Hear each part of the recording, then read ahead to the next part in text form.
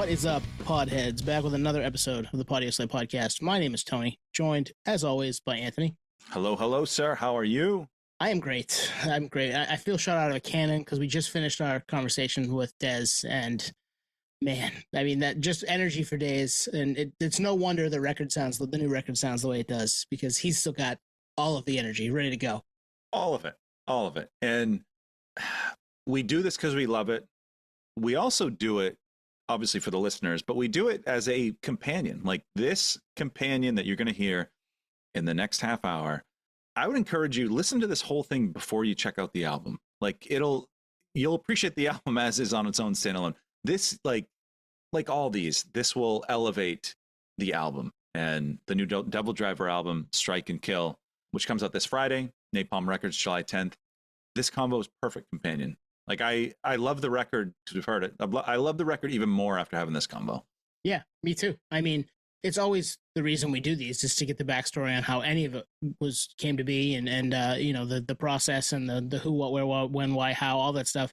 So to get it and now know a little more about how the creation of the new record was made, and the headspace Dez was in, the headspace the band members, the rest of his band members were in, to get all that stuff makes it better for me. It gives me more of a, you know, an understanding of how the art was created versus just listening to it. And we listened to it before, right? I mean, we got to peep it a couple times before talking to him, but getting to hear all that and how I love it, man. I need all that. It brings so much more depth to the music that I'm listening to.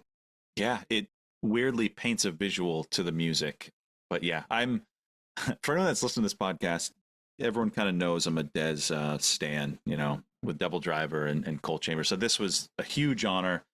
And to have someone that's been around this long, who's, you know, recently done a fair amount of these interviews, to have him bring it the way he brought it on this conversation, like he's that dude.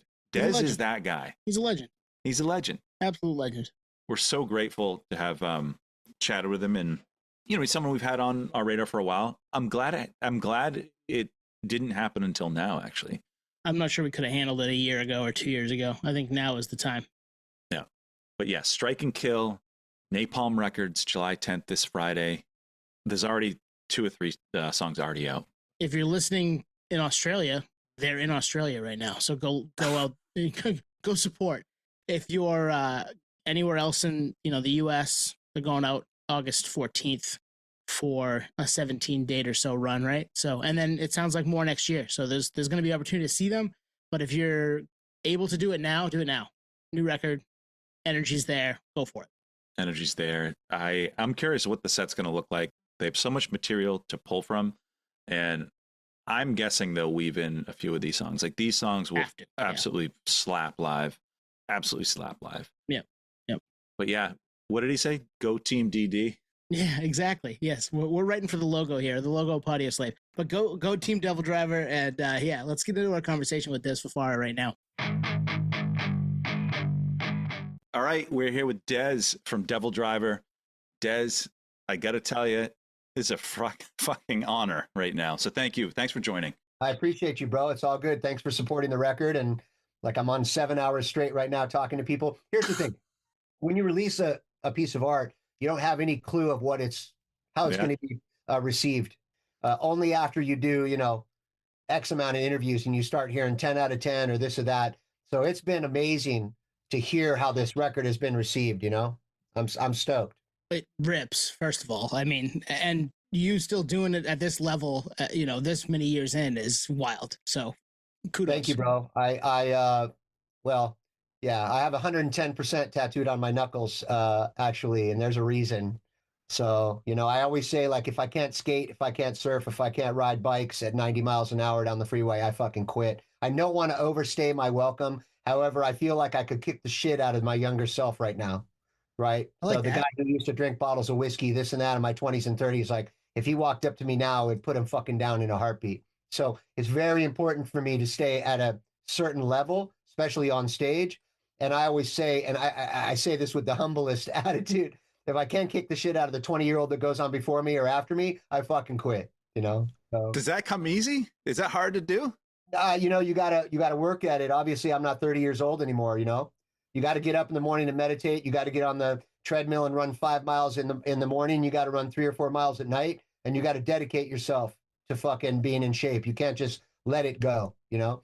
But my grandfather retired when he was 52 and he died like a month and a half later. So fuck that. Yeah, absolutely. No, so stay busy, keep moving, keep the treadmill moving, keep the. Yeah, keep I going. run multiple companies. I run 2 bands. I have ADHD. If my wife wants to even watch a movie, she's got to give me a 2-week fucking notice. I love it.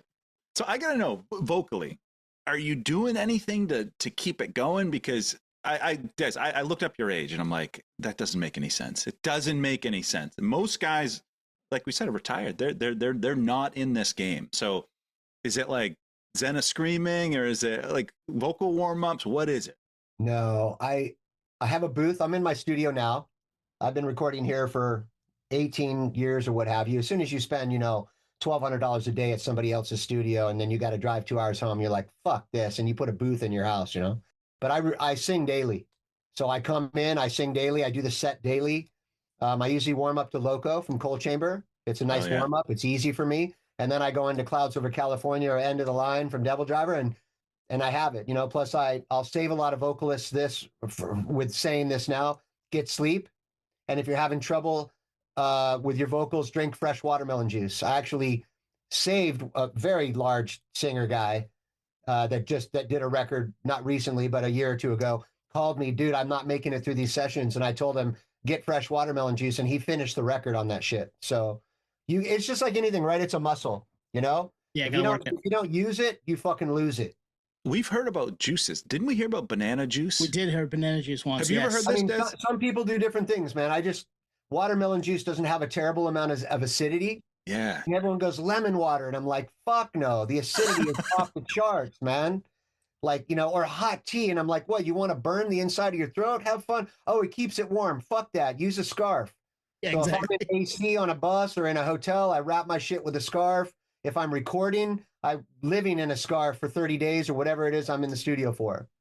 I love that you've got this down to a science. You've been 40 something years in the game as a musician, but to be able to, close to 40 years, to be able to do all of that, you have to work it out, man. If you don't do it, it doesn't work. Dude, it's just like a friendship or a relationship. I've been with my wife 30 years, and they say, how does that work? And I say, we work at it every day. We're best friends. I don't put anybody before her. I don't go on fucking dudes nights. And if I do, I take her, and they're like, you brought your wife? I'm like, yeah, I'm fucking out. Peace out. Right? So you got to work at it. You got to work at anything that you want. I tend to skateboard daily as well. Like, I'll know when it's fucking not here, right? When it's not here, I'll hit that microphone that's behind me and it won't be here. And I just don't, I will say this. There are my peers that have overstayed their welcome in the past. Whether they're here now or they're not here now, that's neither here nor there. But I've watched guys overstay, and I don't want to be up there and have somebody like, I wish I would have saw him when he was younger because this sucks. Ooh, I just never want to be that. I don't want to overstay my welcome. I don't need to do this monetarily. I do this because I fucking love it. And I woke up this morning and put on Black Sabbath on fucking vinyl. Like I fucking live, eat, and breathe music. I just found a new punk band the other night that I fucking I can't get enough of. So like I'm constantly seeing what's out there, what's new, what's happening. Like I know every band you're possibly going to bring up to me, and I'll tell you if they sound like Pantera, oh, they sound like Cannibal Corpse. So, and that'll get me to DevilDriver, which is why we're here. We don't sound like anybody else. And I think that in essence is one of the proudest things for me, is that my first band, Cold Chamber and DevilDriver, we don't sound like anything else. So nobody else. All art, even with your guys' podcast, right? There's 3 guys on here. Every time I talk to somebody, there's 1. Maybe there's 2. Well, you got the magic charm. You got 3. In Freemasonry, which I'm a Freemason, everything is in 3s, 3rd degree, et cetera, et cetera, et cetera. So 3, magic fucking charm. Love it. So with Take the New album, was there a time when you're like, all right, it is now time to, like 3 years have passed, 2 years have passed, or is it just the daily itch? It's like, no, we're doing the thing. Well, we normally release every 2 years, but this, I had some crazy health problems. I ended up with fucking vertigo. Actually, you also got 2 people on here right now, right? I'm seeing myself. So 3. Well, 3 magic charm. We do have a third host. He just couldn't make it. Yeah. Okay. Well, there you go. We normally release every 2 years. And on this one, I waited 2.5, 3 years for demos, and a previous a member actually sent me tunes and 14 of them, and I was like, I'm not recording this. This is not DevilDriver. And so, to answer the question long form, the time has to be right, but also the music has to be right. And with this record, it took a minute because I got a new guitar player in. I told those guys, don't look back, don't look forward, look at the logo, write for the logo, and I want something visceral and violent and in your fucking face, man, and give it to me straight. And they did. They came with fucking killer songs. So the time will present itself, as well as we are free agents. So we had to take time to look for a partner. We re-signed with Napalm for this record. They gave us a great deal, as well as an imprint for Oracle Records, which I hope to continue and put some bands on. I'm actually looking for punk bands right now to put on my label. So there's, the time has to present itself, but also the music has to be appropriate. Right on. So you're not just doing it because you have to. Like the clock says it's time. It's 2 years. No. No, and with 10 or 11 records, I mean, I didn't need to fucking make another record. I could just tour for the rest. Yeah. I mean, there's plenty of bands out there that have 2 or 3 records and all they do is tour, So we've heard the album. The album drops when this interview drops. It comes out this Friday, July 10th. Cool. We love it. It is one. There's no skips. 2. It's just complete. There's no let up. It's completely relentless. And the first 2 songs are out now, but the third track, Dez, is my favorite. Sanctified in Scars. I fucking love that song. Thank you.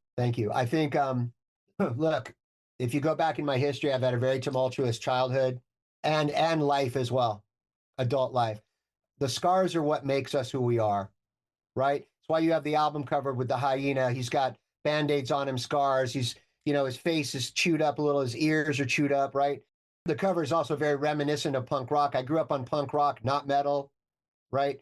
And scars are what makes us. The scars on us, the scars on our heart, the scars inside of us. You have to embrace those scars and thus sanctify. You sanctify yourself in the scars that make you who you are.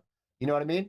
Hell yeah. No, I mean, we all have those, right? We all live. Anybody that's lived a life at all has had something that scarred them, whether it be, real physical or emotionally or whatever, and a lot of people both. So if you don't embrace those, they end up haunting you, right? So you're using them as fuel here for music. I love that. Yeah. I mean, you have to embrace that part of you. The perfect analogy is I've had my nose broken twice. I've never fixed it. You know what I mean? It's what it is. Yeah, it's you. It's actually starting to fuck with my vocals. I may have to get it fixed in the next year or so, but we'll see. Yeah.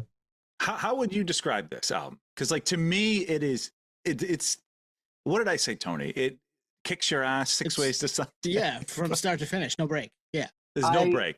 I would say, and this is after kind of looking at the last 3 or 4 records that we've done. This is DevilDriver.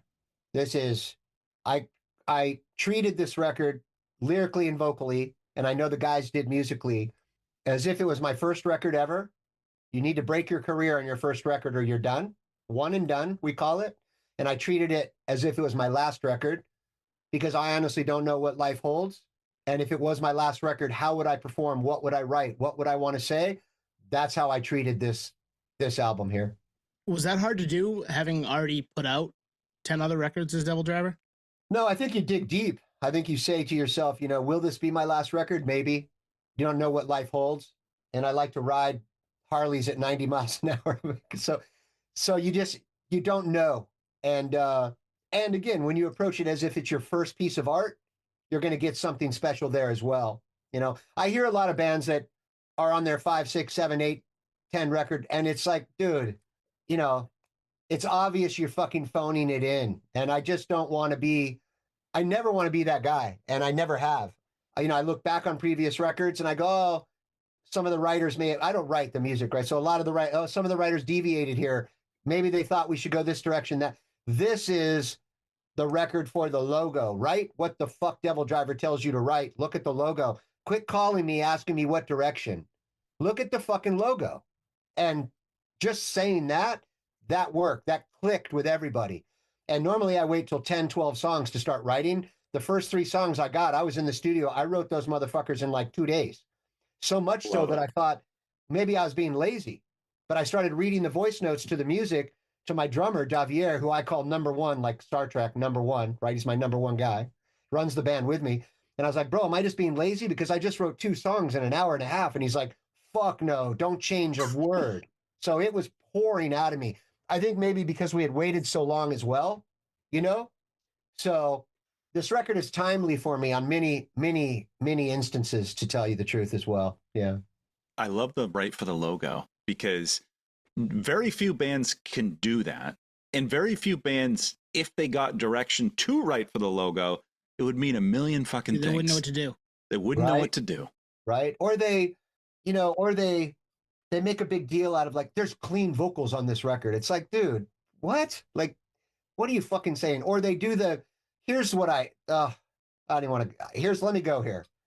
The stuff that I turn off or skip immediately when I'm listening to Liquid Metal, Sirius, and I'm listening to my guy, Jose, is bands that do real heavy verses and then real sing-songy, big melodic choruses to get to the radio. I just fucking, that's the punk rock in me. I go, see ya. And I go straight to the 70s channel or the 40s channel or whatever it is, you know what I mean? Fucking first wave or whatever, you know? I don't like the meteoric thing that's been happening as well.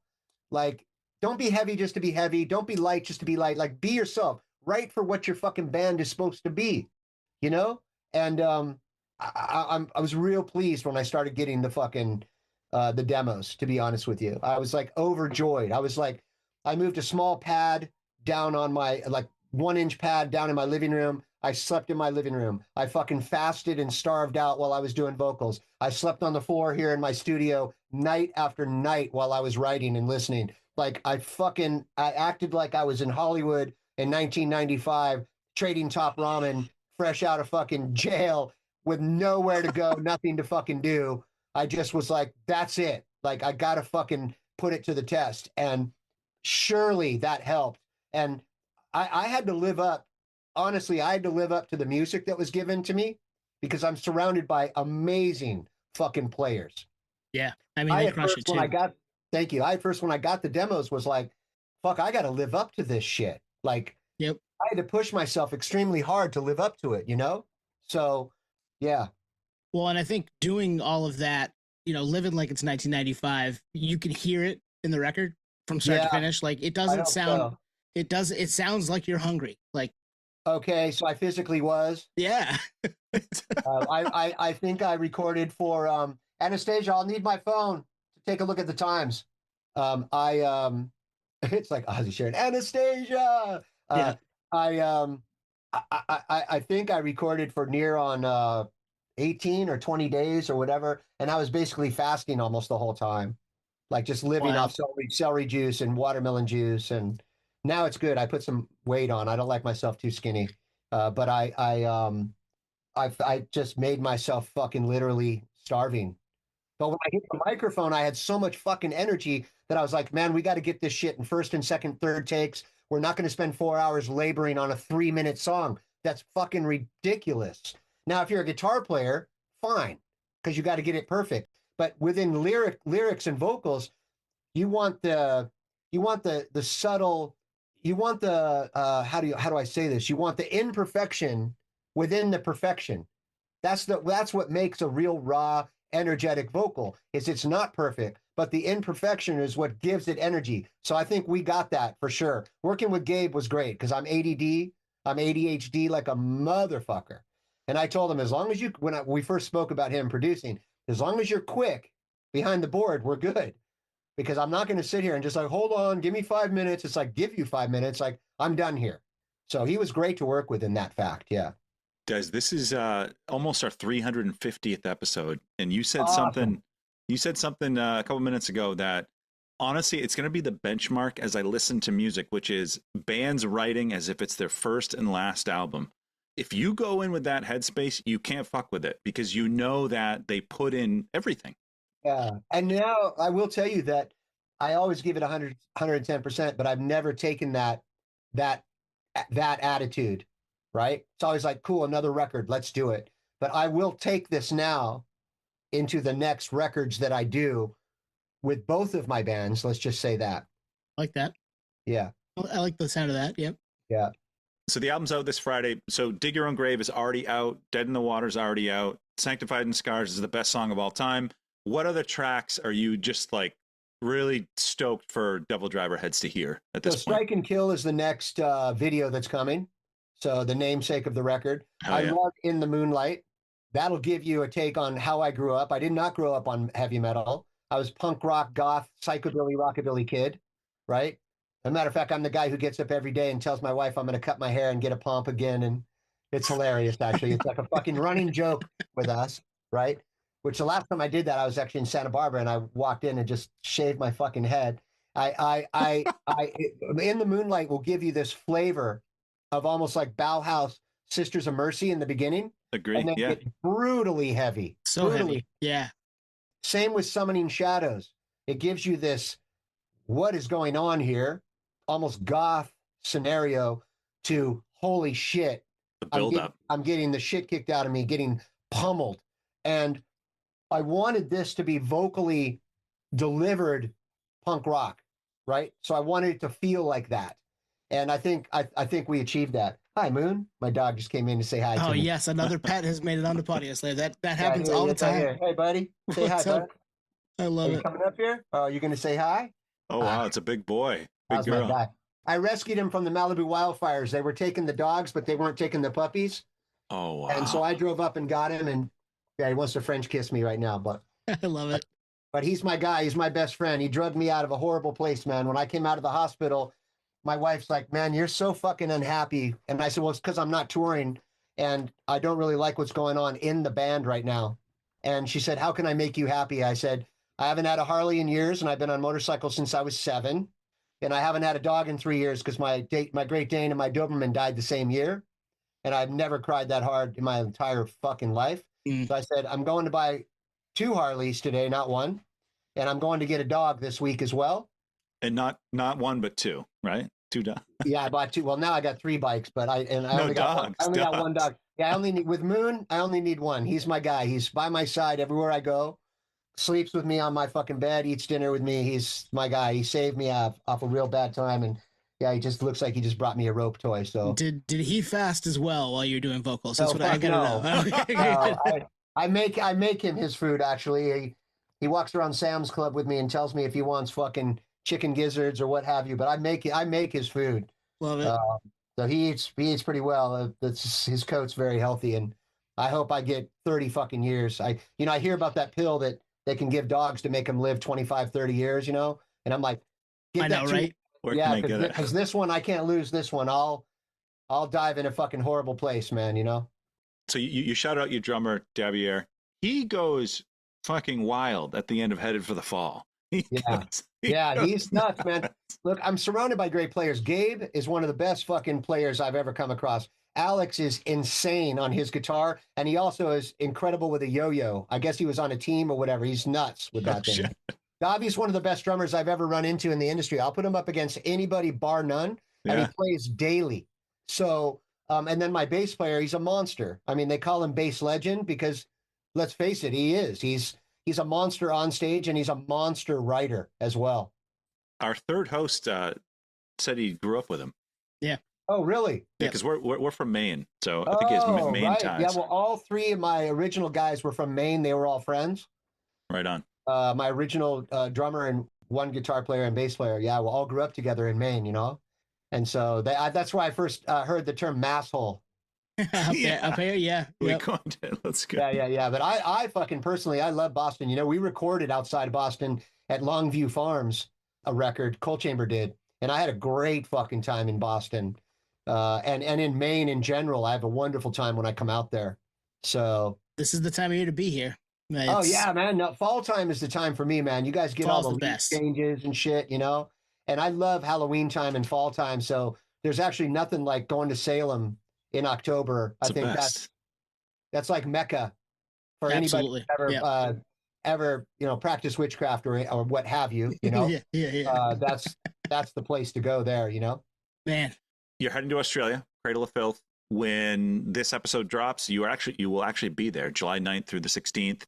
And then the headlining North American tour, which is August with Upon a Burning Body, Upsulfur, a couple other bands, but that is Cultist Black. Cultist Black. That's right. Yeah. August 14th through September 5th. Does it come to the Northeast at all? No, this one is just dipping our toes. It's like 16, 17 shows.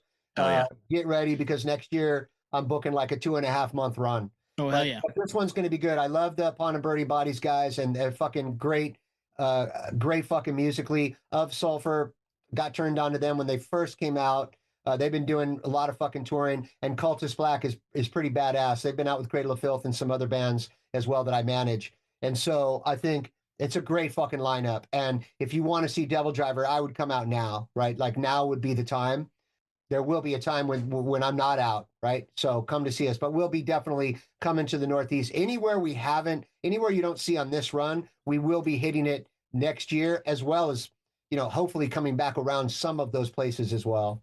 Right on. Awesome. I think it was important to kind of do festivals, go to Australia, dip our toes in the water. And I never tour in November, December because it's Christmas time, and I've got a family. I like to be at home and watching fucking Rudolph the Red-Nosed Reindeer and decorating the trees. But my wife has 7 fucking Christmas trees, so it takes me all the month of November to even fucking get that done. I love it. Yeah, we'll link all the dates in the show notes. So if Yep. you're listening to this and want to check it out, it'll all be there. Check it out. Go see DevilDriver. We'll be there for the next leg. I'll tell you that. If it Cool, hits the bro. Northeast, we'll be there. Yeah, Oh, you guys are welcome. Just hit me up. we'll do.